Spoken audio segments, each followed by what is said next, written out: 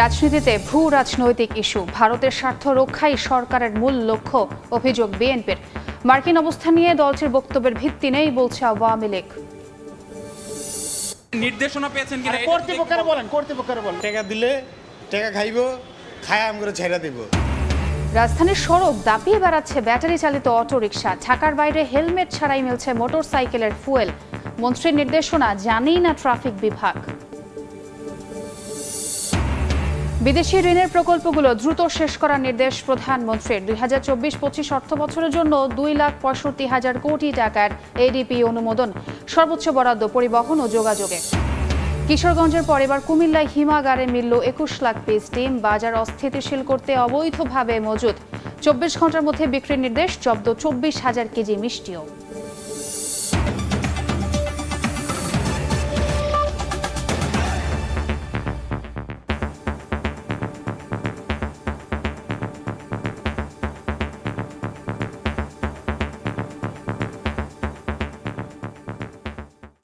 দেখছিলেন শিরোনাম। প্রবাসী সময়ের সঙ্গে আছে আমি ছোঁয়া খন্দকার। দেশের রাজনীতিতে ভূ রাজনৈতিক ইস্যু নিয়ে চলছে বিতর্ক। বিদেশি প্রভুদের স্বার্থ রক্ষা করাই সরকারের মূল উদ্দেশ্য বলে অভিযোগ করেছেন বিএনপি মহাসচিব মির্জা ফখরুল ইসলাম আলমগীর। দেশ স্বাধীন হওয়ার পর থেকেই ভারত পানির ন্যায্য হিস্সা না দিয়েই বাংলাদেশকে নিয়ন্ত্রণ করে আসছে বলেও দাবি তার। দ্বাদশ জাতীয় সংসদ নির্বাচনের আগে সুষ্ঠু ভোট আয়োজনে বন্ধু দেশ হিসেবে ভারতের সহযোগিতা চাইলেও পরবর্তীতে নির্বাচনে আওয়ামী লীগকে সমর্থনের অভিযোগ তুলে ভারত বিরোধী বক্তব্য আর পণ্য বয়কটের ডাকে সরব হয়ে ওঠে বিএনপি ও তাদের মিত্ররা। মাওলানা ভাসানীর ফারাক্কা অভিমুখে লং মার্চ দিবস উপলক্ষে জাতীয় প্রেস ক্লাবে এক আলোচনা সভায় যোগ দিয়ে ভারতের বিরুদ্ধে আগ্রাসনের অভিযোগ তোলেন বিএনপি মহাসচিব মির্জা ফখরুল ইসলাম আলমগীর। আমরা বরাবরই লক্ষ্য করেছি যে বাংলাদেশের জন্ম হওয়ার পর থেকেই আমাদের প্রতিবেশী তারা সবসময় বাংলাদেশকে একটা নিয়ন্ত্রণের মধ্যে রাখার জন্য তারা সবসময় তাদের সকল কর্মকাণ্ডকে পরিচালনা করেছে। নির্বাচন ও ভোট প্রসঙ্গে বিএনপির এই শীর্ষ নেতার দাবি, জনগণের উপর নির্যাতন চালিয়ে ক্ষমতায় টিকে আছে আওয়ামী লীগ। যার একমাত্র কাজ হচ্ছে তাদের নিজেদের বৃত্ত তৈরি করা আর অন্য দেশের যে প্রভুত্ব সেটাকে মেনে নিয়ে তাদের যে স্বার্থ সেই স্বার্থকে রক্ষা করা। আজকে এই সরকার জনগণের সরকার নয়, কোনো নির্বাচনই তারা করে না। নির্বাচন করলে তারা জানে যে তাদের একটা ভূমিধস পরাজয় হবে, তারা নিশ্চিহ্ন হয়ে যাবে। সেই কারণে বিভিন্ন কৌশলে তারা এখানে নির্বাচন একটা দেখিয়ে তারা ক্ষমতায় টিকে থাকে। আবারও দল মত নির্বিশেষে সবাইকে এক হয়ে সরকারের বিরুদ্ধে আন্দোলন গড়ে তুলতে আহ্বান জানান বিএনপি মহাসচিব। বাংলাদেশকে যদি আমরা রক্ষা করতে চাই, বাংলাদেশ স্বাধীনতা সার্বভৌমত্ব যদি আমরা অক্ষুণ্ণ রাখতে চাই। আহমেদ সালেহীন, সময় সংবাদ, ঢাকা।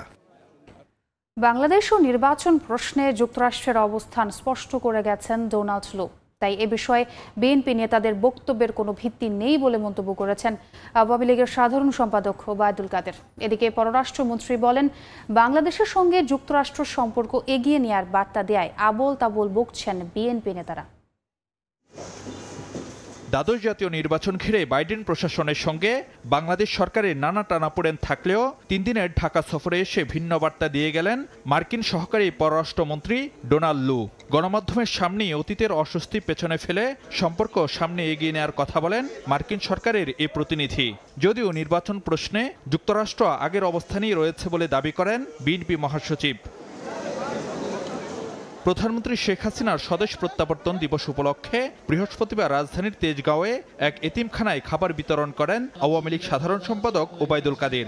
এ সময় মির্জা ফখরুলের বক্তব্য প্রসঙ্গে ওবায়দুল কাদেরকে প্রশ্ন করেন সাংবাদিকরা। জবাবে আওয়ামী লীগ সাধারণ সম্পাদক বলেন, নিজের বক্তব্যেই যুক্তরাষ্ট্রের অবস্থান স্পষ্ট করে গেছেন ডোনাল্ড লু। মির্জা ফখরুল তিনি কিভাবে জানলেন যুক্তরাষ্ট্রের অবস্থান? এখনো আগের জায়গা। ডোনাল্ড লু তার বক্তব্য কি ফখরুল সাহেব শুনেননি? তিনি যে কথা বলেছেন এরপরে ফখরুল সাহেবের এই বক্তব্যের কোনো মূল্য নেই। এদিকে জাতীয় প্রেস ক্লাবে এক আলোচনা সভায় আওয়ামী লীগের যুগ্ম সাধারণ সম্পাদক ও পররাষ্ট্রমন্ত্রী ডক্টর হাসান মাহমুদ বলেন, ডোনাল্ড লুর সফরে আশাহত হয়ে ভিত্তিহীন বক্তব্য দিচ্ছে বিএনপি। অনেক চেষ্টাও করেছিল দেখা সাক্ষাৎ করার জন্য, তাদের আশায় গুড়ে বালি দিয়ে মার্কিন যুক্তরাষ্ট্র বার্তা দিয়ে গেছে তারা সম্পর্ককে আরো গভীর করতে চায়, সম্পর্ককে এগিয়ে নিয়ে যেতে চায়। শেখ হাসিনা স্বদেশ প্রত্যাবর্তন দিবস উপলক্ষে আয়োজিত এসব কর্মসূচিতে ক্ষমতাসীন দলের নেতারা বলেন, দেশে ফিরে নির্বাসিত গণতন্ত্রকে প্রাতিষ্ঠানিক রূপ আর জনগণের ভাগ্য বদল নিশ্চিত করেছেন শেখ হাসিনা। শেখ হাসিনা কখনো। ফারুক ভিয়া, রবিন, সময় সংবাদ, ঢাকা। এদিকে রাজনীতি নয়, বন্ধুত্বের চেরাগ নিয়ে ঢাকা সফর করে গেলেন মার্কিন সহকারী পররাষ্ট্রমন্ত্রী ডোনাল্ড লু। বিশ্লেষকরা বলছেন, ইন্দো প্যাসিফিক অঞ্চলে নিজেদের নড়বড়ে ভূ রাজনৈতিক অবস্থান শক্তিশালী করতেই ওয়াশিংটনের দরকার ঢাকাকে। গত 17 মাসে তৃতীয়বারের মতো বাংলাদেশ সফর করলেন যুক্তরাষ্ট্রের দক্ষিণ ও মধ্য এশিয়া বিষয়ক সহকারী পররাষ্ট্রমন্ত্রী ডোনাল্ড লু। জানুয়ারির নির্বাচনের আগে এদেশে দৌড়ঝাঁপ করেছেন কূটনৈতিক নয়, একজন রাজনৈতিক নেতার মতো। তবে এবার নির্বাচনের 4 মাসের মাথায় এ সফরে এসে তার কথাবার্তায় পাল্টে গেছে। বলেন, বাংলাদেশের সঙ্গে সম্পর্ক গভীর করতে চায় যুক্তরাষ্ট্র। এটা প্রমাণে কোনো রাজনৈতিক দলের সঙ্গে করেননি বৈঠক। তাহলে এবার কোন এজেন্ডা বাস্তবায়নে ব্যস্ত ছিলেন ডোনাল্ড লু? বিশেষজ্ঞরা বলছেন, দেশের অভ্যন্তরীণ রাজনীতি নিয়ে নয়, নিজেদের স্বার্থ উদ্ধারে ব্যস্ত। আর জলবায়ু পরিবর্তনের ঝুঁকি মোকাবেলায় পাশে থাকার টোপ দিয়ে ইন্দো প্যাসিফিক অঞ্চলে নিজেদের আধিপত্য ধরে রাখতে বাংলাদেশের সহায়তাই তার লক্ষ্য। ইন্দো প্যাসিফিক অঞ্চলে বাংলাদেশের একটা বিশেষ ভূমিকা আছে এবং বাংলাদেশের সহযোগিতা যুক্তরাষ্ট্রের জন্য প্রয়োজন। সেদিক থেকে আমার মনে হয় যুক্তরাষ্ট্র বাংলাদেশের সম্পর্কটাকে অনেকটা রিসেট করছে। মার্কিন যুক্তরাষ্ট্র কিন্তু বাংলাদেশের ইকোনমি বা মিলিটারি বা সিকিউরিটি লেভেলে কোনো ধরনের নেগেটিভ ভূমিকা রাখবে বলে কিন্তু বলেনি। বাংলাদেশের সঙ্গে আগের চেয়ে বেশি সহযোগিতার মনোভাব দেখাচ্ছে যুক্তরাষ্ট্র। মন্তব্য করে বিশ্লেষকরা বলছেন, বহুমাত্রিক সম্পর্ক বাড়াতে চায় ওয়াশিংটন। প্রধান যে স্বার্থের জায়গাটা, সেটা হচ্ছে বাংলাদেশের সঙ্গে তাদের যে বিনিয়োগের সম্পর্ক, বাংলাদেশের সঙ্গে তাদের যে বাণিজ্য, সেই স্বার্থটি অনেক বেশি গুরুত্বপূর্ণ। পলিটিক্যাল যে আমরা কথাগুলি শুনেছি বা ইলেকটোরাল যে কথাগুলি শুনেছি, সেগুলির বাইরেও চলবে। বিশ্বমোড়ল চীন যুক্তরাষ্ট্র দ্বন্দ্বের গ্যারাকলে যাতে বাংলাদেশ না পড়ে, সেদিকে লক্ষ্য রাখার পরামর্শ বিশ্লেষকদের। নিবিড় সাহা, সময় সংবাদ, ঢাকা। অন্য প্রসঙ্গ, সড়ক পরিবহন ও সেতু মন্ত্রীর নির্দেশনার পরও টনক নড়ছে না ট্রাফিক পুলিশ সহ সংশ্লিষ্টদের। কোনো বাধা ছাড়াই দেদারসে রাজধানীর সড়ক দাপিয়ে বেড়াচ্ছে ব্যাটারি চালিত অটোরিকশা। অন্যদিকে বাস্তবায়ন হয়নি নো হেলমেট নো ফুয়েল নীতি। এই সিটিতে যাতে ব্যাটারি চালিত গাড়ি চলতে যাতে না পারে সেই ব্যবস্থা করতে হবে। কথা ছিল বুধবার থেকেই এই নির্দেশনা বাস্তবায়নের, কিন্তু একদিন বাদেও বাস্তবতা পুরোপুরি ভিন্ন। রাজধানীর মিরপুর 10 নম্বরের এমন চিত্রই বলে দেয় সড়ক জুড়ে ব্যাটারি চালিত অটোরিকশার দৌরত্ব পৌঁছেছে কোন পর্যায়ে। অবৈধ অটোরিকশার অবাধ বিচরণ পুরো মিরপুর জুড়ে। পুরো এলাকা ঘুরেও চোখে পড়েনি অটোরিকশা বন্ধে কোনো বিশেষ অভিযানের। টাকা দিলে টাকা খাইব, খায় আম করে ছেড়ে দিব। 50 টাকা করে 100 করে নেয়। রাস্তায় ট্রাফিক সদস্যদেরও দেখা যায়নি কোনো নির্দেশনা পালনে। তাদের সামনে দিয়েই চলাচল করছে অবৈধ যানগুলো। আপনার পুলিশ বক্সের সামনে দিয়ে আপনারা আটকাচ্ছেন না কেন? ব্যবস্থা নিচ্ছি, আমরা ব্যবস্থা নিচ্ছি। এদিকে জরুরি সেবায় নিয়োজিত ছাড়া অন্য কোনো যানবাহন হুটার সাইরেন ব্যবহার করতে পারবে না, এমন নির্দেশনাকে যেন দেখানো হয়েছে বৃদ্ধাঙ্গুলি। লাগাচ্ছি তো অল্প কয়েকদিন হয়েছে, বেশি দিন হয় নাই। তাহলে সরকারের উচ্চ মহলের কি নির্দেশনা পেলেন ট্রাফিক পুলিশ সদস্যরা? একটু কাইন্ডলি স্যারদের সাথে কথা বলে নির্দেশনা পেয়েছেন কিনা কর্তৃপক্ষের বলেন। তবে জনবান্ধব এমন সিদ্ধান্ত দ্রুত কার্যকর দেখতে চায় সাধারণ মানুষ। অপরাধ বিশেষজ্ঞরা বলছেন, এভাবে চলতে থাকলে রাস্তায় কমানো যাবে না অবৈধ অটোরিকশার দৌরত্ব। নিবিড় সাহা, সময় সংবাদ, ঢাকা। 2024-25 অর্থ বছরের জন্য 2,65,000 কোটি টাকার বার্ষিক উন্নয়ন কর্মসূচি এডিপি চূড়ান্ত করা হয়েছে। এনইসির সভাকক্ষে প্রধানমন্ত্রীর সভাপতিত্বে অর্থনৈতিক পরিষদের সভায় চূড়ান্ত এডিপি অনুমোদন দেওয়া হয়। উন্নয়ন বাজেটে পরিবহন ও যোগাযোগ খাতকে এবারও সর্বোচ্চ বরাদ্দ দেওয়া হচ্ছে। দ্বিতীয় অবস্থানে বিদ্যুৎ ও জ্বালানি। এদিকে বিদেশি ঋণের প্রকল্পগুলো দ্রুত শেষ করার নির্দেশ দেন প্রধানমন্ত্রী।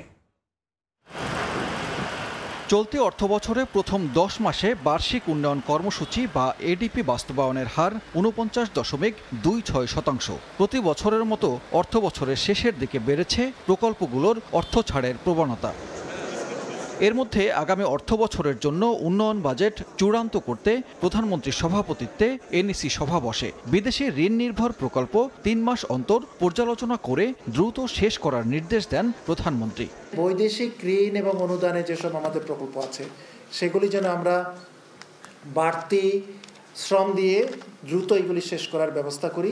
আরেকটি কথা উনি আবারও বলেছেন যে আমরা যদি পিডিদের জন্য একটা পুল করতে পারি, যারা প্রকল্প পরিচালক হিসেবে যাদের কোনো অভিজ্ঞতা নাই তাদেরকে প্রয়োজনীয় ট্রেনিংটা যেন দেয়া হয়। জেলা ভিত্তিক উন্নয়ন প্রকল্প করার সম্মতি দিয়েছে এনএসি সভা। গুরুত্ব দিতে বলা হয়েছে গ্রামীণ অবকাঠামো ও স্বাস্থ্যকে। একটা উপজেলা কিছুই পাচ্ছে না, একটা উপজেলা পাচ্ছে, তো সেই জন্য আমরা এটা প্রস্তাব করলাম যে উপজেলা ভিত্তিক কোনো আমরা না করে আমরা জেলা ভিত্তিক করি, মাস্টার প্ল্যান যেটা বলি সেটা ভিত্তিক সেটা হবে, সেরকম একটা চিন্তা ভাবনা আমরা করছি। আগামী অর্থবছরে ১৩২১টি উন্নয়ন প্রকল্পে বছরব্যাপী ২,৬৫,০০০ কোটি টাকা খরচ করা হবে। অর্থনৈতিক পরিস্থিতির আঁচ থেকে সুরক্ষা দিতে বাজেটে এবারও গুরুত্ব দেওয়া হবে সামাজিক নিরাপত্তা খাতকে। সানবীর রূপল, সময় সংবাদ, ঢাকা। এদিকে প্রধানমন্ত্রী শেখ হাসিনার সঙ্গে দেখা করলেন চট্টগ্রামে প্রশিক্ষণ বিমান দুর্ঘটনায় নিহত শহীদ স্কোয়াড্রন লিডার আসিম জাওয়াদের পরিবারের সদস্যরা। বাবা মা স্ত্রীর পাশাপাশি গণভবনে গিয়েছিল জাওয়াদের 2 শিশু সন্তানও। প্রধানমন্ত্রীর কার্যালয়ের প্রেস উইং জানায়, বৃহস্পতিবার সন্ধ্যায় গণভবনে গেলে আসিম জাওয়াদের পরিবারের সঙ্গে দেখা করেন সরকার প্রধান শেখ হাসিনা। এ সময় নিহত যোদ্ধার পরিবারের সদস্যদের সান্ত্বনা দিয়ে বেশ কিছুক্ষণ কথা বলেন প্রধানমন্ত্রী। এক পর্যায়ে আসিম জাওয়াদের মাকে বুকে জড়িয়ে সান্ত্বনা দেন বঙ্গবন্ধু কন্যা শেখ হাসিনা। এ সময় তিনিও কান্নায় ভেঙে পড়েন। সরকারের প্রধানের সঙ্গে এই সাক্ষাৎ পর্বে আরও উপস্থিত ছিলেন আসিম জাওয়াদের বাবা ডাক্তার আমানুল্লাহ, স্ত্রী রিফাত অন্তরা সহ মেয়ে আইজা ও ছেলে আয়াস। কিশোরগঞ্জের পর এবার কুমিল্লায় আলুর হিমাগার থেকে অবৈধভাবে মজুত করা ২১ লাখ পিস ডিম এবং ২৪,০০০ কেজি মিষ্টি জব্দ করা হয়েছে। বৃহস্পতিবার বিকেলে লালমাই উপজেলার বরল এলাকার মেঘনা কোল্ড স্টোরেজে অভিযান চালান জেলা প্রশাসনের নির্বাহী ম্যাজিস্ট্রেট মেহেদি হাসান শাওন ও ভোক্তা অধিকার সংরক্ষণ অধিদপ্তরের সহকারী পরিচালক আসাদুল ইসলাম। লাইসেন্সবিহীন কোল্ড স্টোরেজে অবৈধভাবে মজুত করা ২১ লাখ পিস আগামী ২৪ ঘন্টার মধ্যে বিক্রির নির্দেশ দেওয়া হয়।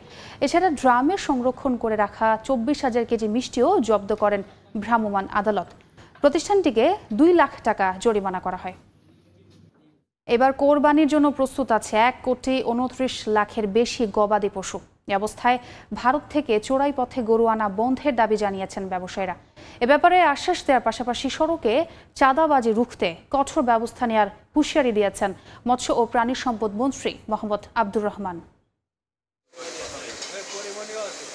আসন্ন ঈদুল আজহা সামনে রেখে ব্যস্ত খামারিরা। ইতোমধ্যেই কোরবানির জন্য প্রস্তুত করা হয়েছে গবাদি পশু, শুরু হয়েছে অগ্রিম বেচাকেনাও। গতবারের চেয়ে এবার চাহিদা বাড়তে পারে এমন আশায় বাড়তি গবাদি পশু প্রস্তুত করেছেন খামার মালিকরা।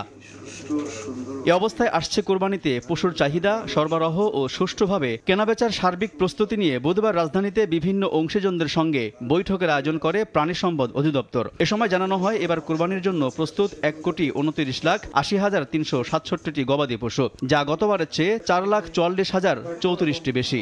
সচিব মহোদয় আমাদেরকে যথেষ্ট সহযোগিতা দেন। তবে বৈঠকে চাহিদার বিপরীতে এবার বাড়তি গবাদি পশু প্রস্তুত আছে জানিয়ে খামারিরা অভিযোগ করেন, কোরবানিকে কেন্দ্র করে সীমান্ত দিয়ে চোরাই পথে দেশে আসছে অনেক গরু, এতে ব্যাপক ক্ষতির শঙ্কা তাদের। খুব বেশি সিলেট দিয়ে গরু, ছাগল, মহিষ প্রচুর পরিমাণে আসতেছে। তো এগুলা অনতিবিলম্বে যদি এখন পদক্ষেপ না নেওয়া হয়, 5 দিনে কিন্তু হিউজ স্টক চলে আসবে। তবে চোরাই পথে যেন গরু প্রবেশ করতে না পারে সে ব্যবস্থা করা হবে বলে জানান মৎস্য ও প্রাণী সম্পদ মন্ত্রী মোহাম্মদ আব্দুর রহমান। বলেন, গবাদি পশু পরিবহনে সড়কে ব্যবসায়ীরা যাতে চাঁদাবাজি বা কোনো ধরনের হয়রানির শিকার না হন সেই ব্যবস্থা নেওয়া হবে। কোনো গবাদি পশু বাইরে থেকে আসবার কোনো ধরনের কোনো সুযোগ নাই। চোরাই পথে বিভিন্ন সময় হয়তো 2-1টা বিচ্ছিন্ন বিক্ষিপ্ত ঘটনার কথা আপনারা বলে থাকেন, সে ব্যাপারেও আমরা সতর্ক। প্রাণী সম্পদ অধিদপ্তর জানায়, এবছর 52,684টি গরু, মহিষ 1,60,320টি, 68,50,058টি ছাগল, ভেড়া 7,67,743টি ও অন্যান্য প্রজাতির 1,850টি গবাদি পশু প্রস্তুত আছে। আলতাফ হোসাইন, সময় সংবাদ, ঢাকা। সোমালিয়ান জলদস্যুদের হাত থেকে মুক্ত হওয়া 3rd ইঞ্জিনিয়ার উদ্দিন মোহাম্মদ রুকনের বাড়ি নেত্রকোনায় ঈদের আনন্দ। বৃহস্পতিবার রাত 8টার দিকে সদর উপজেলার বাঘরোয়া গ্রামে নিজ বাড়িতে যান এমভি আবদুল্লাহর থার্ড ইঞ্জিনিয়ার উদ্দিন মোহাম্মদ রুকন। বাড়িতে প্রবেশের সঙ্গে সঙ্গেই তাকে ফুল দিয়ে বরণ করে নেন স্বজনরা। তৈরি হয় আবেগ ঘন পরিবেশ। এলাকার লোকজনও রুকনের বাড়িতে জড়ো হন তাকে দেখার জন্য। গত 12 মার্চ সোমালিয়ান জলদস্যুদের হাতে জিম্মি জাহাজ এমভি আবদুল্লাতে বন্দী হওয়া 23 নাবিকের একজন নেত্রকোনার রুকন। 14 মে 23 নাবিক চট্টগ্রাম বন্দরে পৌঁছায়। সবাই একসাথে বড় এদিকে আচ্ছা ভাই দাঁড়াই করে না একটু।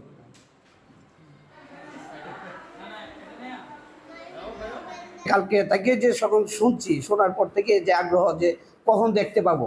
আমার হুত আল্লাহ আমার কোলের ফেরায় আনছে, আমি সবর আলহামদুলিল্লাহ, আমার হুত বাচ্চা আইছে, আমি অনেক অতিরিক্ত খুশি। ওইখানে ধরা করার পরে আমার নিজের যে আতঙ্ক, নিজের জীবনের জন্য যতটুকু ছিল তার থেকে আমার বেশি টেনশন ছিল আমার ফ্যামিলি। অনেকদিন পরে দেশের মাটিতে ফিরে চলে আসছি সুস্থভাবে আল্লাহর রহমতে। সহপাঠীর সঙ্গে প্রেমের সম্পর্কের কথা পরিবারকে জানিয়ে দেওয়ার ভয় দেখে চট্টগ্রামে স্কুল ছাত্রের কাছ থেকে 2.5 লাখ টাকা সহ স্বর্ণালংকার হাতিয়ে নিয়েছে এলাকার কয়েকজন তরুণ। আরও টাকার জন্য সেই কিশোরকে অপহরণ করে মুক্তিপণ দাবি করে চক্রটি। অবশেষে পুলিশ ওই 5 জনকে গ্রেফতার করে। মাস তিনেক আগে চট্টগ্রাম নগরীর পাহাড়তলী এলাকার সরাইপাড়ায় স্কুলের বাইরে 7ম শ্রেণীর ছাত্র রিফাতকে তারই এক বান্ধবীর সঙ্গে কথা বলতে দেখে সাকিব সহ কয়েকজন কিশোর। তাদের প্রেমের সম্পর্কের কথা পরিবারের কাছে জানিয়ে দেওয়া হবে এমন হুমকি ধামকি দিয়ে রিফাতের কাছ থেকে টাকা দাবি করে তারা। ভয় পেয়ে রিফাত তার মায়ের একটি স্বর্ণের চেন ও 3টি আংটি এনে দেয় সাকিবের হাতে। মাসখানেক পর আবারও টাকার দাবি করলে একজোড়া স্বর্ণের কানের দুল দেয়া হয়। পরে আবার 3 লাখ টাকা চাইলে বাবার জমানো 2.5 লাখ টাকাও এনে দেয় রিফাত।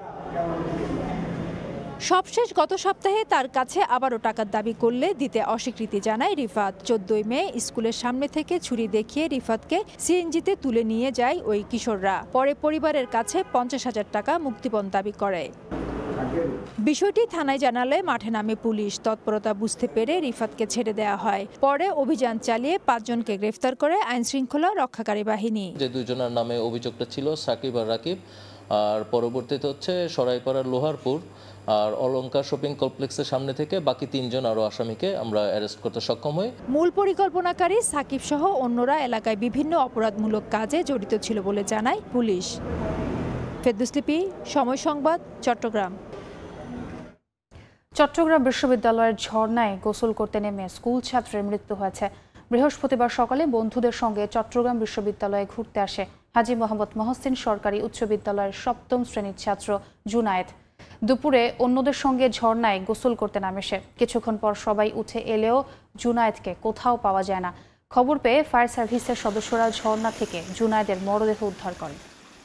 প্রধানমন্ত্রী শেখ হাসিনার প্রত্যাবর্তন হয়েছিল বলেই যুদ্ধ বিধ্বস্ত বাংলাদেশ আজ ডিজিটাল পেরিয়ে স্মার্টের পথে বলে মন্তব্য করেছেন বাংলাদেশ ছাত্রলীগের সভাপতি সাদ্দাম হোসেন। বঙ্গবন্ধু কন্যার 44তম স্বদেশ প্রত্যাবর্তন দিবস উপলক্ষে ছাত্রলীগের শোভাযাত্রা ও সমাবেশে বক্তব্যে এমন মন্তব্য করেন তিনি। বলেন, আজকেও দেশকে নিয়ে ষড়যন্ত্র চলমান। পেছনের দরজা দিয়ে ক্ষমতায় আসার নীল নকশা যারা রচনা করছে তাদের থেকে দেশের মানুষকে বাঁচাতে শেখ হাসিনা কাজ করে চলেছেন। এর আগে বিকেলে ঢাকা বিশ্ববিদ্যালয়ের মধুর ক্যান্টিন থেকে শুরু করে রাজু ভাস্কর্যে এসে শেষ হয় ছাত্রলীগের আনন্দ শোভাযাত্রা। জৌলুস হারিয়ে দূষণে নিমজ্জিত আদি বুড়িগঙ্গা এখন জীর্ণ। সিটি কর্পোরেশন উদ্যোগ নিলেও কমছে না দখলদারদের দৌরাত্ম্য। এমন অবস্থা থেকে দ্রুত মুক্তি চান বুড়িগঙ্গা পাড়ের বাসিন্দারা।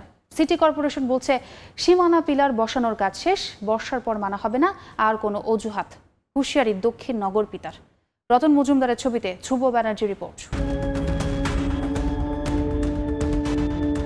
ফলাফল সোয়ারীঘাট থেকে কিছুটা হলেও প্রাণ ফিরেছে এই চ্যানেলে। তবে কতটুকু দখলমুক্ত হয়েছে সেটা দেখতেই সেকশন এলাকায় সময় সংবাদ দেখা মিলল নাজমা বেগমের। জায়গা বল করে একজনে রাজনীতি করে দখল করে খাইছে, অনেকটা কমছে। সামনে এগোতেই দেখা মিলল এক দ্বীপের, এ যেন মগের মুল্লুক। সিটি কর্পোরেশনের উচ্ছেদ অভিযানের কারণে এমন অনেক স্থাপনা আছে যারা হয়ে গেছে সম্পূর্ণ যোগাযোগ বিচ্ছিন্ন। বারবার নোটিশ দিলেও তারা কেন জায়গা ছাড়ছেন না একটু জানতে চাই। নদী জায়গা ছিল একটা সময়, কিন্তু এটা তো আপনার মনে হয় যে ব্রিটিশের কাগজ যাদের কাছে আছে, ঠিক আছে, আপনার কাগজের কথা বলুন। এই জায়গা পরাট করে ফেলাইছে বিভিন্ন লোকজন, কিন্তু অ্যাকচুয়ালি কোনো সরকারি খাত জমি সব। আরও একটু এগিয়ে মোহাম্মদপুরের দিকে যেতেই দেখা মিলল বেশ কয়েকটি কর্পোরেট প্রতিষ্ঠান। সিটি কর্পোরেশনের সিদ্ধান্তকে বুড়ো আঙুল দেখিয়ে চলছে পুরোদস্তুর ব্যবসা বাণিজ্য। চারিদিকে যেন ধ্বংসস্তূপ। এখানে আমি বুড়িগঙ্গা চ্যানেলের দুপাশ জুড়ে বসে গেছে সীমানা প্রাচীর। তবে জনগণের মনে এবার একটি প্রশ্নের জন্ম নিয়েছে, সেটা হচ্ছে এই নদীকে কেন্দ্র করে যারা এতদিন ধরে ব্যবসা বাণিজ্য করে বনে গেছেন রাঘব বোয়াল, তাদের বিরুদ্ধে কি আদৌ লড়তে পারবে সিটি কর্পোরেশন? আমাদের যে মূল নকশা হয়ে যাবে, এই নকশার কাজ যখন সম্পন্ন হয়ে যাবে, আমরা দরপত্র করে একচোটেই তাদেরকে অপসারণ করে ওখানে কার্যক্রম সেটা আমরা সম্পন্ন করব। উচ্ছেদের পর বুড়িগঙ্গার আদি চ্যানেলকে নিয়ে এখন নতুন স্বপ্ন বুনছে নগরবাসী। ধ্রুব ব্যানার্জি, সময় সংবাদ, ঢাকা। ব্যাংক সুদহারের সীমা তুলে দেয়ায় ব্যবসায় দেখা দিয়েছে নতুন সংকট। কেন্দ্রীয় ব্যাংকের স্বল্প সময়ে নীতির পরিবর্তনও ব্যবসা বাণিজ্যে বাড়াচ্ছে অস্বস্তি। এমন দাবির পাশাপাশি বাংলাদেশ ব্যাংকের তথ্য তুলে ধরে এফবিসিসিআই সভাপতি জানান, রিজার্ভ সহ সবকিছু ঠিকঠাক হতে সময় লাগবে আরও 7 মাস। আনুষ্ঠানিক না হলে বিজ্ঞপ্তি দিয়ে গত 8 মে ব্যাংক ঋণের সুদহার বাজারের উপর ছেড়ে দেয় বাংলাদেশ ব্যাংক। এরপর কি প্রভাব পড়েছে অর্থবাজার ব্যবস্থাপনা ও বাণিজ্যে, তা নিয়ে কেন্দ্রীয় ব্যাংকের গভর্নরকে অবগত করেছে ব্যবসায়ীদের শীর্ষ সংগঠন এফবিসিসিআই। বৃহস্পতিবার এ বিষয়ে কথা বলতে বাংলাদেশ ব্যাংকে আসেন সংগঠনটির সভাপতি। বৈঠক শেষে ব্যবসায়ীরা জানান, বর্তমানে সুদহার বাজারে ছেড়ে দেয়ায় সংকটে রয়েছেন ব্যবসায়ীরা। বৈঠকে ব্যাংক খাত, সুদহার ও রিজার্ভ এবং ডলার রেট নিয়ে কথা হয়েছে বলে জানান তারা। বলেন, গভর্নর জানিয়েছেন বর্তমান ডলার সংকট কাটিয়ে উঠতে অপেক্ষায় থাকতে হবে ডিসেম্বর পর্যন্ত। উনি আমাদেরকে বলেছে 117 টাকা +1 অথবা -1, এর বাইরে যাবে না। প্রত্যেক ব্যাংকে এলসি করার সময় একই রেটে করতে হবে। উনি বলছে বিভিন্ন ব্যাংকের কস্টটা 6 to 7% to 8%, এর চাইতে বেশি না।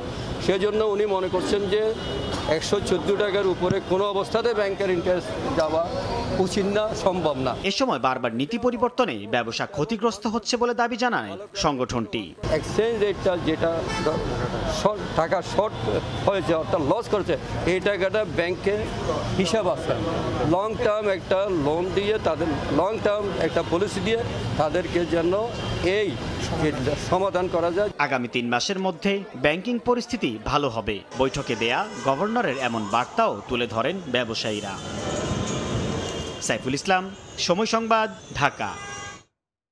দেশের অনেক ব্যবসায়ীর মধ্যেই রয়েছে সঠিক ক্যাশ মেমো ব্যবহারে অনীহা। তবে অনিয়ম একটু সামনে আসলেই পুরো মার্কেট চেনি দায় চাপাতে ব্যস্ত হয়ে পড়ে একে অপরের ওপর। ভোক্তা অধিকারের শুনানিতে ঘুরে ফিরে আসলো এমন চিত্র। দেখেন, মাথাটা নষ্ট করার মতো একটা ড্রেস। গ্রাহকদের বিশ্বাস এবং নানান চটকদার বিজ্ঞাপন পুঁজি করে ভোক্তাকে ধোঁয়াশায় রেখেই ব্যবসা চালিয়ে যাচ্ছে অনেক অসাধু ব্যবসায়ী। সম্প্রতি সানভিজ বাই তনির দেশীয় পণ্যকে পাকিস্তানি পণ্য বলে বিক্রির অভিযোগের পর এ আলোচনা আবারও সামনে এসেছে। এরপর থেকেই নড়ে চড়ে বসেছে ভোক্তা অধিকার অধিদপ্তর। পুরো মার্কেট চেনই দায় চাপাতে ব্যস্ত একে অপরের ওপর। এমনকি বৃহস্পতিবার টিসিবি ভবনে ভোক্তা অধিকারের শুনানিতেও ঘুরে ফিরে আসে একই চিত্র। দেশীয় পণ্য পাকিস্তানি বলে সেল করি আমরা। সচরাচর পাকিস্তানি প্রোডাক্ট হচ্ছে লাখানি কালেকশন থেকে আমরা সোর্স করে থাকি। উনি অরিজিনাল মাল বেচে নেই, এইটি আমার কাছে আছে, ওনার কাছে আমি অরিজিনাল মাল বেচছি, এই কাগজগুলি আছে, রেটও আছে। আমার কাছে টোটালি ফেক মনে হয়েছে। যেখানে ডিউটি হচ্ছে হইলো প্রায় 350 টাকা, ওটার পারচেস প্রাইস হচ্ছে হইলো প্রায় 250 টাকা। কিভাবে উনি ওই প্রোডাক্টটা 500 টাকায় বিক্রি করে? তবে দিন শেষে এর খেসারত দিতে হচ্ছে ভোক্তাকেই, সঙ্গে ক্ষতির মুখে পড়তে হচ্ছে নিয়ম মেনে যারা ব্যবসা করছেন তাদেরকেও। যদি আমাদের এই নকল ফেক প্রোডাক্ট বিক্রি হয় তাহলে হচ্ছে কি যে যারা বৈধ পথে নিয়ে আসছে তারাও কিন্তু নিরুৎসাহিত হবে। সরকার একটা বড় ধরনের রেভিনিউ লস করবে। সার্বিক এই বিষয়গুলো মাথায় রেখেই তাই 7 দিনের মধ্যে এর আদ্যপান্ত খুঁজে বের করতে মাঠে নামতে কমিটি গঠন করেছে ভোক্তা অধিকার। তারা 7 দিনের মধ্যে এই সমস্ত বিষয়গুলো থরো ইনভেস্টিগেশন করে আমাদের কাছে রিপোর্ট দিবে। ওই রিপোর্টে আসলে প্রকৃত সত্য বেরিয়ে আসবে। যদিও দেশের অনেক ব্যবসায়ের মধ্যেই রয়েছে সঠিক ক্যাশমেমো ব্যবহারের অনীহা, তারই সুযোগ নিয়ে দিনের পর দিন ভোক্তাদের ঠকিয়ে যাচ্ছে এক শ্রেণীর অসাধু ব্যবসায়ী। তাই ভোক্তাদের নিজে থেকেই আরও সাবধান থাকার আহ্বান সংশ্লিষ্টদের। আল আমিন তুষার, সময় সংবাদ, ঢাকা। হজে যাওয়া নিয়ে এখনও অনিশ্চয়তা কাটেনি ১৫০০-এর বেশি মুসল্লির। কিছু এজেন্সি ইতিমধ্যেই ভিসার কাজ শুরু করেছে। আগামী ২১ মের মধ্যে হজ যাত্রীদের ভিসা কার্যক্রম শেষ হবে বলে হজ অফিস থেকে জানানো হয়েছে। এদিকে টাকা নিয়েও হজ যাত্রীদের ভিসা দিতে না পারায় দিয়া ইন্টারন্যাশনাল ট্যুরস অ্যান্ড ট্রাভেলসের মালিক এবং এমডির বিরুদ্ধে দেশ ত্যাগে নিষেধাজ্ঞা জারি করেছে ধর্ম মন্ত্রণালয়। হজযাত্রার ৮ম দিনে ৯টি ফ্লাইটে সৌদি আরবের উদ্দেশ্যে ঢাকা ছাড়ছেন যাত্রীরা। 12টি এজেন্সিকে আমরা আজকে ডেকেছিলাম এখানে, তো তাদের সবাই মোটামুটি এখানে আসছে, 9 জন এখানে উপস্থিত হয়েছে, আর 3টা আসেনি। আমরা তাদেরকে আবার শনিবারের সময় দিয়েছি এবং কয়েকজনকে আমরা বিকালের মধ্যে সময় দিয়েছি সর্বশেষ অবস্থা জানানোর জন্য। তো আমরা তাদের শুনানি নিয়ে যতটুকু আমরা ধারণা নিয়েছি এবং তাদের কাছ থেকে আমরা প্রতিশ্রুতি নিয়েছি যে আজকের মধ্যে ম্যাক্সিমাম ভিসা করে ফেলবে, আর যারা আজকের মধ্যে পারবে না তারা অবশ্যই রবিবারের মধ্যে তাদের ভিসা সম্পন্ন হবে। ভারতের লোকসভা নির্বাচনের ৪র্থ দফার ভোট গ্রহণের পর এবার সবার নজর ২০ মে ৫ম দফার দিকে। এদিন ৮ রাজ্যে ৪৯ সংসদীয় আসনে হবে ভোট গ্রহণ। পশ্চিমবঙ্গ, বিহার, উত্তরপ্রদেশ, মহারাষ্ট্র ছাড়াও ভোট হবে জম্মু ও কাশ্মীর, ঝাড়খণ্ড, লাদাখে। এ দফায় ৬৯৫ জন প্রার্থীর ভাগ্য নির্ধারণ করবেন ভোটাররা। এর আগে ৪ দফায় ৩৭৯ আসনে নেওয়া হয় ভোট গ্রহণ। এদিকে বৃহস্পতিবার জোট নিয়ে নতুন ব্যাখ্যা দিয়েছেন পশ্চিমবঙ্গের মুখ্যমন্ত্রী। ভারত থেকে সুব্রত আচার্যের রিপোর্ট। কি আমার তপশিলি ভাই বোনেরা খেলা হবে? এরই মধ্যে বৃহস্পতিবার জোট নিয়ে নতুন করে ব্যাখ্যা দিয়েছেন পশ্চিমবঙ্গের মুখ্যমন্ত্রী তথা তৃণমূল নেত্রী মমতা বন্দ্যোপাধ্যায়। আগের দিন ইন্ডিয়া জোট থেকে বের হয়ে যাওয়ার ঘোষণা দিলেও একদিন না যেতেই ভোল পাল্টালেন তিনি। মেদিনীপুরের নির্বাচনী প্রচারণায় তিনি বলেন, বাংলায় জোট নেই, আছে সর্বভারতীয় ক্ষেত্রে, তবে ইন্ডিয়া জোটের নাম তিনি দিয়েছেন, তাই ইন্ডিয়া জোটই সরকার গঠন করবে। বাংলায় কোনো জোট নেই, কিন্তু ইন্ডিয়ায় যে জোটটা ওটা আমি তৈরি করেছিলাম, ওই জোটটা দিয়ে আমরা সরকার তৈরি করব। আমরা জোটে থাকবো, জোটে আছি আমরা। যদিও মমতার এমন দাবি নিয়ে কটাক্ষ করেছেন বিজেপি নেতা শুভেন্দু অধিকারী। আমি চ্যালেঞ্জ দিলাম মমতা ব্যানার্জিকে, আপনার ওই ভাঙা ক্যাসেট আপনি বাজাতে থাকুন, আর বিরোধী দল নেতা আপনাকে একবার হারিয়েছে, এরপরে প্রাক্তন মুখ্যমন্ত্রী করব আর আপনার ভাইপোকে জেলে পাঠাবো। ইউরোপের শক্তিশালী অর্থনীতির দেশ জার্মানির বিভিন্ন প্রতিষ্ঠানে এখনও কাটেনি কর্মীর সংকট। এবছরও প্রয়োজন কয়েক হাজার সুদক্ষ কর্মী, যেখানে বাংলাদেশের রয়েছে অপার সম্ভাবনা। দেশটির অর্থনীতির চাকা সচল রাখতে প্রতিষ্ঠানগুলোকে বিদেশ থেকে কর্মী আনার তাগিদ দিলেন German chancellor Olaf shawls. Berlin থেকে বিটু বড়ুয়ার রিপোর্ট। বিশ্বের অন্যতম শক্তিশালী অর্থনীতির দেশ জার্মানিতে দেখা দিয়েছে ভয়াবহ জনবলের অভাব। বিশেষ করে ক্ষুদ্র, মাঝারি ও ভারী শিল্প প্রতিষ্ঠানের নানা পদে স্থানীয় সুদক্ষ কর্মীদের পাশাপাশি প্রয়োজন কারিগরি বিষয়ে অভিজ্ঞ জনবল। এমন পরিস্থিতিতে দেশটির শিল্প কারখানায় মেড ইন জার্মানির মান ও উৎপাদন ক্ষমতা ধরে রাখতে দেশটির প্রতিষ্ঠানগুলোকে বিদেশি জনবল নিয়োগের দিকে মনোযোগ দেওয়ার আহ্বান জার্মান চ্যান্সেলর ওলাফ শলসের। বুধবার দেশটির রাজধানী বার্লিনে German chamber of commerce and industry কর্তৃক আয়োজিত এক সভায় প্রধান অতিথির বক্তব্যে তিনি এই আহ্বান জানান। জার্মানির উন্মুক্ত অর্থনীতি পৃথিবী বিখ্যাত। আমাদের শিল্পের উন্নয়নে এটা দারুণ ভূমিকা রেখেছে। একই সাথে সারা বিশ্বের শ্রম ও দক্ষ শ্রমিকের বাজার হিসেবেও আমাদের দেশ বেশ আকর্ষণীয়। তাই সরকার ও ইউরোপীয় ইউনিয়ন বিরোধীদের বিষয়ে বলতে চাই, তারা দেশের শিল্প প্রতিষ্ঠানগুলোর অভ্যন্তরীণ সংকটের বিষয়টি বুঝবে না। শিল্পকে মজবুত করতে হলে আমাদের বিদেশি দক্ষ জনবল আনার বিকল্প দেখছি না। এ সময় বিদেশি কর্মীদের জন্য জার্মান প্রতিষ্ঠানগুলোকে নিয়োগ প্রক্রিয়া আরো দ্রুত ও আরো সহজ করার পাশাপাশি কর্মীদের আবাসন সুবিধা নিশ্চিত করা সহ সকল বিষয়ে দেশের ডিজিটাল পদ্ধতি অনুসরণের আহ্বান জানান। জার্মান চ্যান্সেলরের এমন আহ্বানে বাংলাদেশের দক্ষ কর্মীদের নতুন কাজের সম্ভাবনা দেখছেন অভিবাসন বিশেষজ্ঞরা। তবে সেক্ষেত্রে সবার আগে জার্মান ভাষা শিক্ষা ও দালালদের খপ্পরে না পড়ে সঠিক নিয়ম অনুসরণ করে জার্মান সরকারের দেয়া ওয়েবসাইটে আবেদন পাঠানোর পরামর্শ তাদের।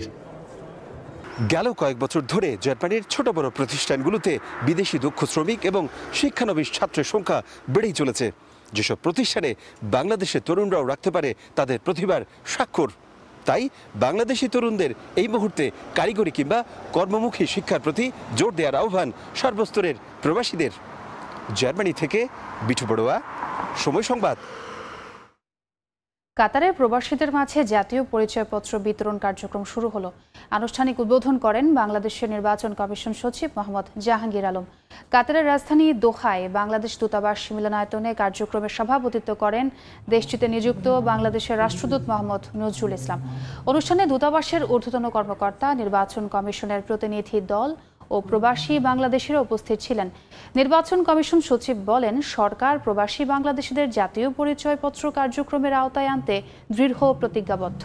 প্রবাসীরা যেন সহজে এনআইডি হাতে পান, সে লক্ষ্যে নির্বাচন কমিশন সর্বোচ্চ চেষ্টা করে যাচ্ছে বলেও জানান তিনি।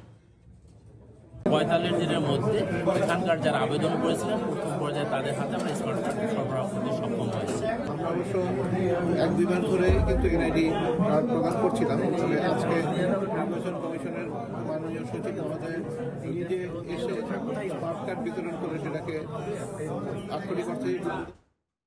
এবার অবৈধ আশ্রয় প্রার্থীদের নিয়ন্ত্রণ করতে কঠোর আইনের অনুমোদন দিল ইউরোপীয় ইউনিয়ন। ২৭টি দেশের সরকারি প্রতিনিধিদের সমর্থনে এই আইনের অধীনে অবৈধদের বহিষ্কার এবং নিজ দেশে ফেরত পাঠানো সহজ হবে বলে মনে করছেন অনেকে। ইতালি থেকে হাসান মাহমুদের রিপোর্ট। ১৯৯৭ সাল থেকে প্রচলিত ইউরোপিয়ান ইউনিয়নের অভিবাসন আইনের পরিবর্তন এবং সংস্কার নিয়ে বহু আলোচনা হলেও সদস্য রাষ্ট্রগুলো একমত না হওয়ায় বারবার তা পিছিয়ে যায়। গেল ৪ বছর ধরে নানা আলোচনা এবং বিতর্কের পর অবশেষে ইউরোপিয়ান ইউনিয়নভুক্ত ২৭টি দেশ একমত হয়ে অভিবাসন আইন ডাবলিন রেগুলেশন অনুমোদন দিয়েছে।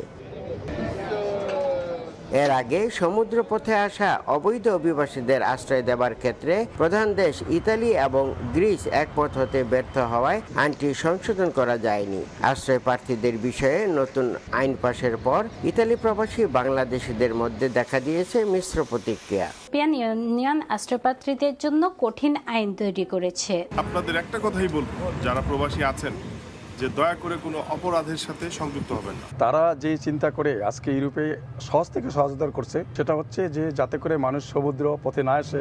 ইতালির রোম থেকে হাসান মাহমুদ, সময় সংবাদ। কুয়েতের সঙ্গে বাংলাদেশের কূটনৈতিক সম্পর্কের ৫০ বছর পূর্তি উপলক্ষে হয়ে গেল চিত্র প্রদর্শনী। দুদেশের শিল্পীর আঁকা ১০০-র বেশি চিত্রকর্মে উঠে আসে দুই দেশের ইতিহাস, ঐতিহ্য আর সংস্কৃতি। মন সুমনের রিপোর্ট।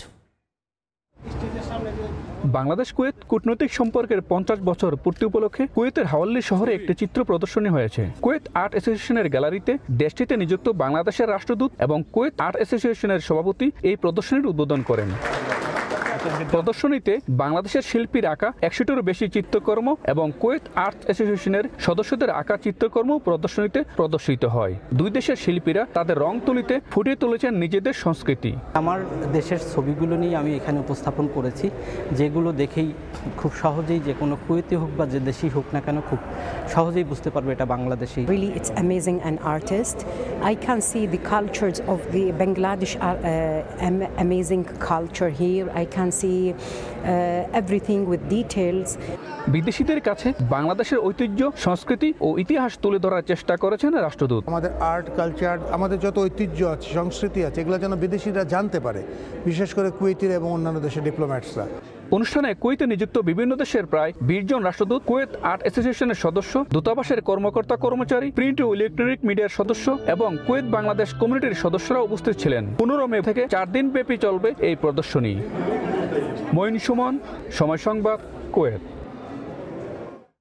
প্রথমবারের মতো বাংলাদেশ থেকে স্পেনে শুরু হয়েছে শাকসবজি রফতানি। স্পেনের বাংলাদেশ দূতাবাসের কমার্শিয়াল উইংয়ের সহযোগিতায় বাংলাদেশি মালিকানাধীন প্রতিষ্ঠানের উদ্যোগে এই কার্যক্রম শুরু হলেও আগামীতে এর পরিধি আরও বাড়বে বলে মনে করেন প্রবাসীরা। স্পেন থেকে সাইফুল আমিনের তথ্যচিত্র রিপোর্ট। দক্ষিণ ইউরোপের দেশ স্পেনে প্রচুর পরিমাণ বাংলাদেশির বসবাস। এর ফলে দেশটিতে ক্রমেই বাড়ছে দেশীয় শাকসবজির চাহিদা। এতদিন বাংলাদেশ থেকে কোনো শাকসবজি আমদানির সুযোগ না থাকলেও দীর্ঘদিন পর সেই সুযোগ চালু হয়েছে। গত কয়েক মাসের চেষ্টায় সেই ঘাটতি পূরণ করতে যাচ্ছে স্পেনের বাংলাদেশি মালিকানাধীন প্রতিষ্ঠান হাটবাজার। বাংলাদেশ দূতাবাসের চেষ্টায় প্রথমবারের মতো বাংলাদেশ থেকে স্পেনে রপ্তানি হচ্ছে শাকসবজি। তারা বাংলাদেশ থেকে যেহেতু এর আগে কখনোই শাকসবজি আসে নাই, তো সেই জটিলতা তৈরি হয়। জটিলতাটা তারা আমাকে জানায়। আমাকে জানানোর পরে আমরা দূতাবাসের পক্ষ থেকে একটা অফিসিয়ালি একটা চিঠি ইস্যু করি এখানকার কাস্টমস কর্তৃপক্ষের বরাবর এবং তাদের সাথে যোগাযোগ করি। যোগাযোগ করার পরে তারপরে তারা গত পরশুদিন প্রায় 11টি আইটেম তারা ছেড়ে দেয়। আমরা প্রায় 22টা আইটেমের মধ্যে 11টা আইটেম আমরা পেয়েছি। আমরা চেষ্টা করব বাংলাদেশিদের জন্য সুলভ মূল্যে এটা বিক্রি করার জন্য। বিদেশের মাটিতে দেশি শাকসবজি পেয়ে খুশি প্রবাসী বাংলাদেশিরা। পছন্দের সবজি পেয়ে স্বাদ নিচ্ছেন স্প্যানিশ নাগরিকরাও। বাংলাদেশি সবজি আসছে এই নিয়ে আমরা অনেক এক্সাইটেড। আশা করছি এটা ভবিষ্যতে বজায় থাকবে এবং আমরা নিয়মিত বাংলাদেশি সবজিগুলো পাবো। বাংলাদেশের সবজিটা তো খুব আনন্দ হয়েছে, এরকম আনন্দ গেলে সবজি মিলে সবকিছু মিলে, বাংলাদেশের মতো এরকম স্বাদ মিলে।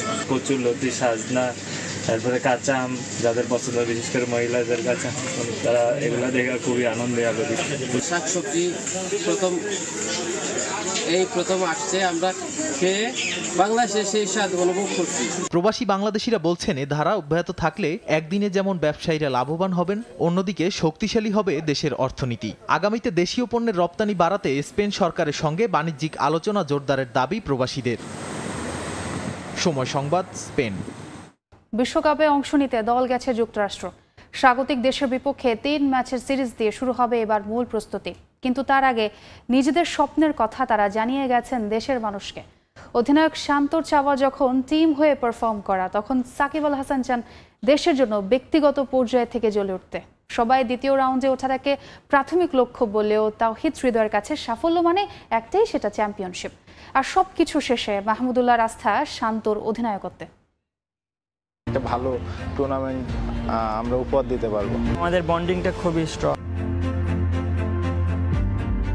এটাই এই দলের সবচেয়ে বড় শক্তির জায়গা। এরা একজন আরেকজনের বিপক্ষে নয়, পাশে দাঁড়িয়ে লড়তে চায়। ড্রেসিং রুমের আবহ এখন আগের যে কোনো সময়ের চেয়ে দুর্দান্ত। তাই তো বিশ্বকাপের মূল লড়াইয়ে নামার আগে ব্যাটে বলে পারফরমেন্স যাই হোক না কেন, স্বপ্নটা আকাশ ছোঁয়া। তবে মাটিতেই পা রাখলেন ক্যাপ্টেন, জানালেন এবার আর কারো ব্যক্তিগত পারফরমেন্স নিয়েই খুশি থাকতে চায় না দল, খেলতে চায় একটা টিম হয়ে, একাট্টা থেকে। টিম হিসেবে অনেক ভালো ক্রিকেট খেলতে চায়, অনেক ভালো জায়গায় যেতে চায়। আমি খুব বিলিভ করি আমাদের দল ডেফিনেটলি সেকেন্ড রাউন্ডে যাবে ইনশাআল্লাহ। প্রথমবারের মতো বিশ্বকাপে জাকের আলী অনিক সাম্প্রতিক পারফরমেন্সে মিডল অর্ডারে তার জায়গাটা একেবারে পাক্কা। তাই হয়তো কথাতেও বেশ পরিণত এই উইকেট রক্ষক। বড় স্বপ্ন না দেখিয়ে কথা বললেন বাস্তবতার নিরিখে, এগোতে চান ম্যাচ বাই ম্যাচ।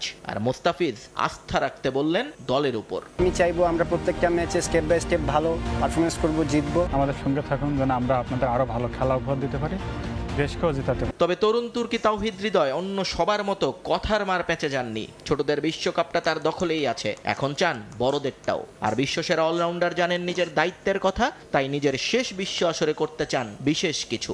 ওয়ার্ল্ড কাপের মতো জায়গায় গিয়ে ভালো করা, কাপ নেওয়া, ভালো করা না, কাপ নিতে চাই। এটা শুধু আমি না, আমরা সবাই চাই। একটা জিনিসই চাই যেন বাংলাদেশের হয়ে কন্ট্রিবিউট করতে পারে, এই ওয়ার্ল্ড কাপে যেন বাংলাদেশের হয়ে ভালো কিছু করতে পারে। দলের সিনিয়র ক্যাম্পেইনার মাহমুদুল্লাহ রিয়াদ 2022 বিশ্বকাপের দলে জায়গা না পাওয়া লোকটা এবার স্কোয়াডের সবচেয়ে গুরুত্বপূর্ণ অংশ। কিন্তু তার মুগ্ধতা শুধুই শান্তকে নিয়ে। আই হোপ ওর যে লিডারশিপ কোয়ালিটি আছে, ইনশাআল্লাহ বাংলাদেশের জন্য ভালো করবে।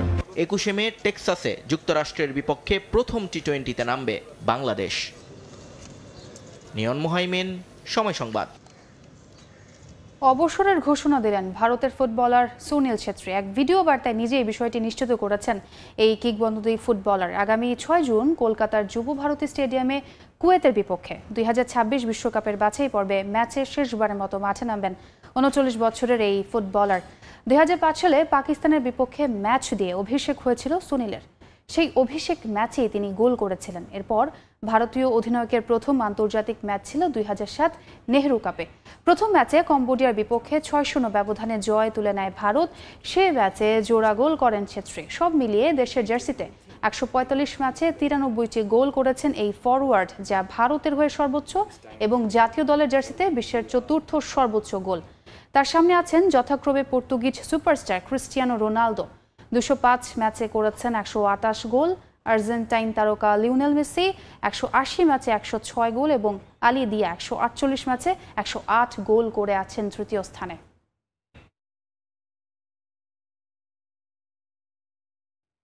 এ পর্যায়ে শীর্ষ সংবাদগুলো জানিয়ে দিচ্ছি আরেকবার। রাজনীতিতে ভূ রাজনৈতিক ইস্যু, ভারতের স্বার্থ রক্ষাই সরকারের মূল লক্ষ্য। অভিযোগ বিএনপির। মার্কিন অবস্থান নিয়ে দলটির বক্তব্যের ভিত্তি নেই বলছে আওয়ামী লীগ। নির্দেশনা পেয়েছেন কিনা কর্তৃপক্ষের বলেন, কর্তৃপক্ষের বলেন। টাকা দিলে টাকা খাইব, খায় আম করে ছেড়ে দিব। রাজধানীর সড়ক দাপিয়ে বেড়াচ্ছে ব্যাটারি চালিত অটোরিকশা। ঢাকার বাইরে হেলমেট ছাড়াই মিলছে মোটরসাইকেলের ফুয়েল। মন্ত্রীর নির্দেশনা জানেই না ট্রাফিক বিভাগ। এবং বিদেশি ঋণের প্রকল্পগুলো দ্রুত শেষ করার নির্দেশ প্রধানমন্ত্রীর। 2024-25 অর্থ বছরের জন্য 2,65,000 কোটি টাকার এডিপি অনুমোদন। সর্বোচ্চ বরাদ্দ পরিবহন ও যোগাযোগে।